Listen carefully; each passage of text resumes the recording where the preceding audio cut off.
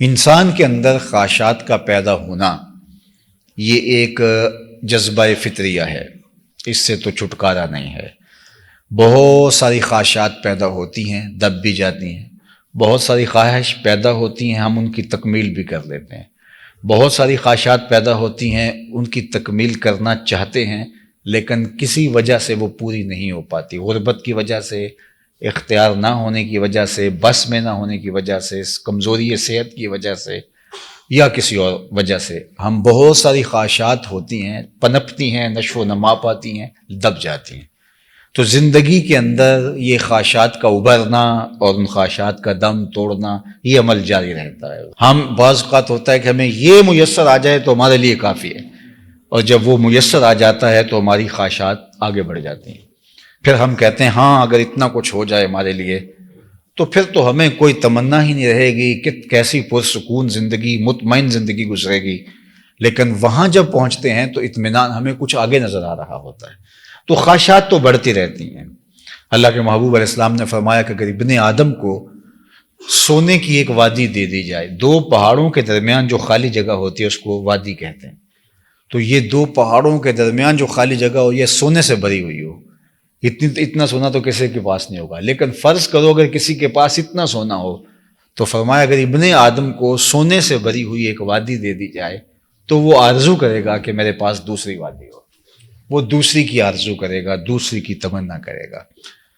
بادشاہوں کو جو فتوحات ہوتی ہیں تو وہ پھر ایک ٹارگٹ متعین کرتے ہیں کہ یہ اتنا علاقہ آ جائے تو میرا علاقہ سیدھا ہو جاتا ہے، لیکن جب اس کے بعد جو ہے وہ آگے ان کی خواہشات بڑھتی ہے تو شیخ سعدی فرماتے ہیں کہ آخری سانس تک ان کی خواہشات دم نہیں توڑتی، جو ہے وہ دم ٹوٹ جاتا ہے لیکن خواہشات نہیں ٹوٹتی اور وہ آگے ہی بڑھتے چلے جاتے ہیں۔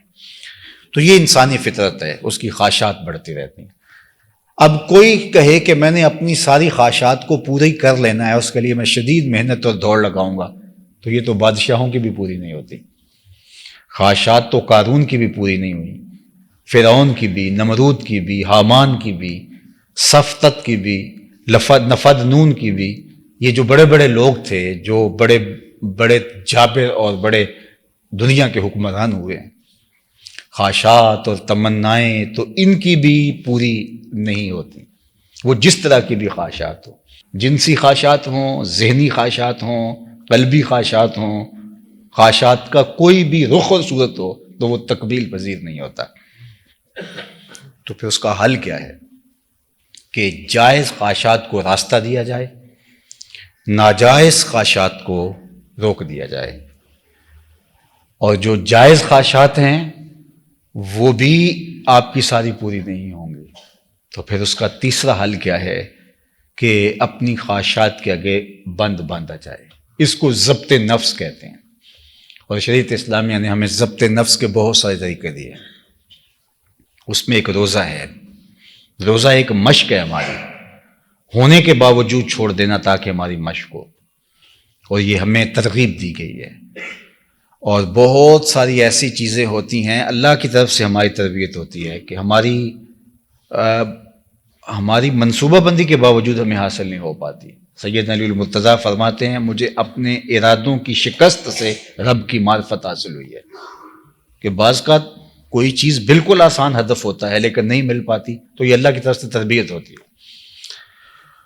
تو ضبط نفس کرنا اور اپنی خواہشات کو دبانا اور اللہ کی طرف رجوع کرنا، یہ وہ چیزیں ہیں کہ جو چیزیں آپ کو آپ کی تربیت کرتی ہیں، اور یہ اللہ تعالیٰ کی طرف سے فلاح کی منزل کے حصول کا سبب اور ذریعہ ہے۔ بہت سارے ہدف رہ جاتے ہیں انسان جب خواہشات کے پیچھے لگ جاتا ہے، یہ کر لوں تو یہ کروں گا، اور وہ کر ہی نہیں پاتا اور وہ مقصود اس کے ہاتھ سے۔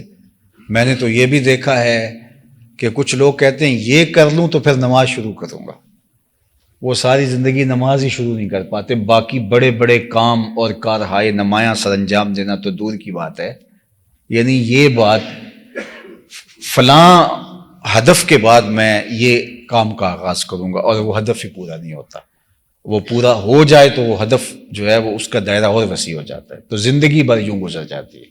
تو ہمارے رب نے ہمیں ضبط نفس کا حکم دیا اور جہاد سے یہاں مراد مجاہدہ نفس ہے، اپنے نفس کی خواہشات کا مقابلہ کرنا، اپنے نفس کو روکنا.